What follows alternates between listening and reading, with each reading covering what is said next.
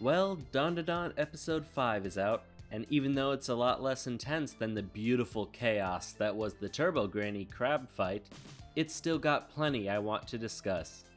An interesting choice, dropping arguably the most chill episode on Halloween night. Funny how that worked out. Welcome, friends. I'm Merlin with a Y, a certain famous wizard's less talented but more attractive cousin. And I'm here to talk about my thoughts on these adorable idiots making everyone in the audience feel single.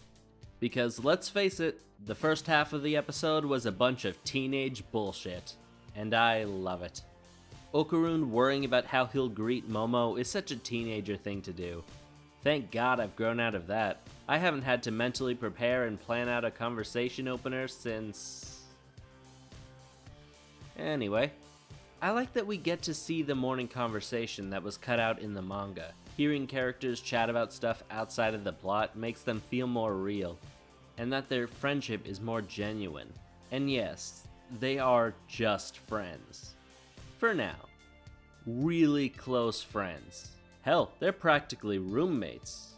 Though let's face it, we all know that they're going to be endgame, and I'm counting the days until we get to see it. Momo's Gyaru friends are with me on this. And oh yeah, they finally kissed. Now we just have to wait a couple hundred episodes for them to do it again. Don't you just love Shonen Romance? But yeah, these two are once again making me feel single. And they're not even dating yet.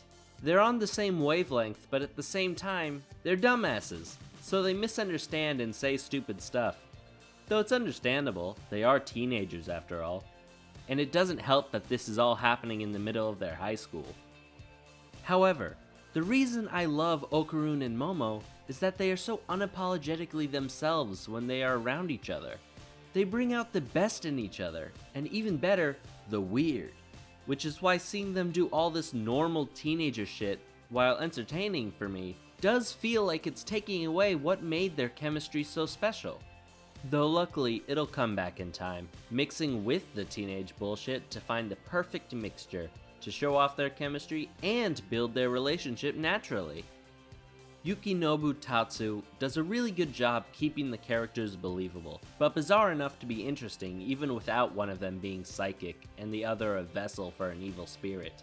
Despite all the crazy stuff they do, they still feel like cartoonishly realistic people at the end of the day. I know that makes no sense, but it's the best way to describe it. Back to the subject at hand, I like when a shonen series like this has some school scenes and storylines that are separate from the usual hijinks of the show. If balanced well, it can add moments of levity and show what the characters are like when not in life and death situations.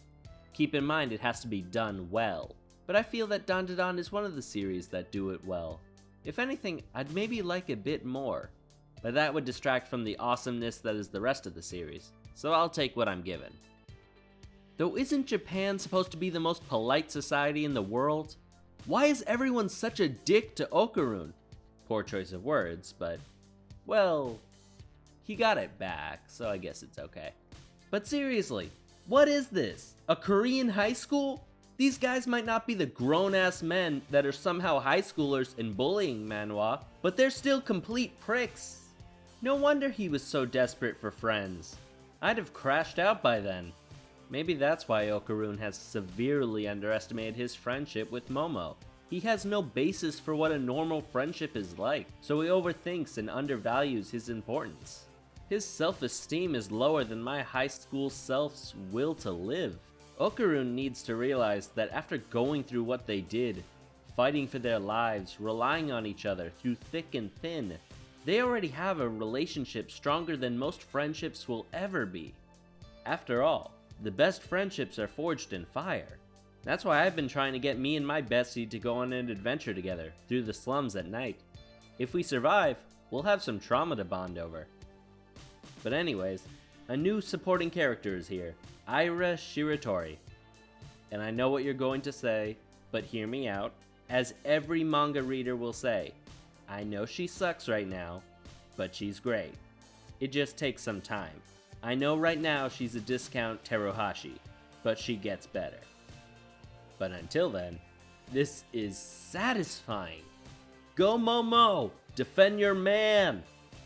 I've been so conditioned by anime to not think twice about it when a wash basin falls from the sky that it's nice that it 1. Shows where Momo got the basin, and 2. Everyone actually questioned how it happened. Though speaking of questioning things, how did it take this long to realize he still doesn't have his balls? Shouldn't he have seen it during his morning bathroom routine? Or getting changed? Not even a celebratory wank? You know, to check if it's working properly? Am I crazy, or does his excuse make no sense? Did he not even shower? Ew. Still, the immediate cut from Okarun telling Momo that his balls are gone to her laughing her ass off at home was perfect. That got a chuckle out of me. But hey, the mascot character is officially here. And Turbo Granny is alive. What a surprise! How could anyone predict such a turn of events? It's not like the whole thing with the souls of the dead girl seemed out of place for what should have been a triumph against a powerful and evil enemy. And I totally thought they would get rid of Okarun's badass transformation and powers. After all, when your transformation goes this hard, you gotta never use it again.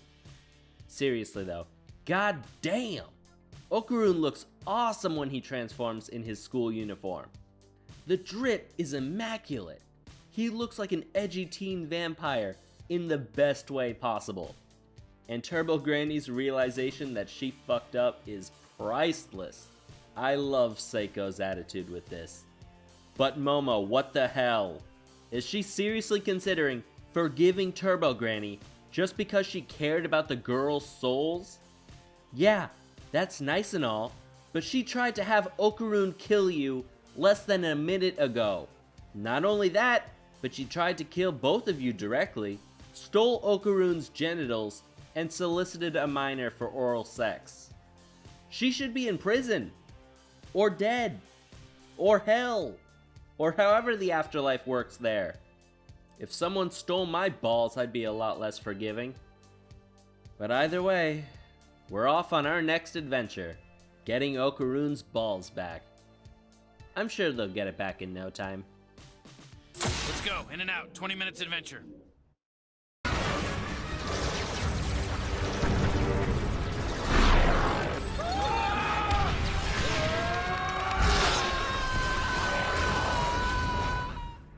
It's not like it's going to be the basis for the entire series going forward. But overall, this was a good episode that makes me want to eat ice cream straight out of the container, watch rom-coms, and cry about being single. While probably my least favorite episode so far, that's less a dig on the episode and more a testament to how good each episode has been up until this point. Science Saru is cooking! But now that everything's set up, with Okarun having control over his powers now, and his dick back, the quest for the golden balls is here. Now the real fun can begin. Though, let's face it, we've been having fun from the beginning. But that's all for today. Thank you so much for watching till the end. Please like, comment your thoughts, and subscribe. I've just hit 200 subscribers, and I can't thank you enough for supporting me. I'm gonna keep trying to make videos that you guys will like, and I'll gladly take any feedback on what you don't. I'm Merlin with a Y, and thank you for listening to this old man ramble.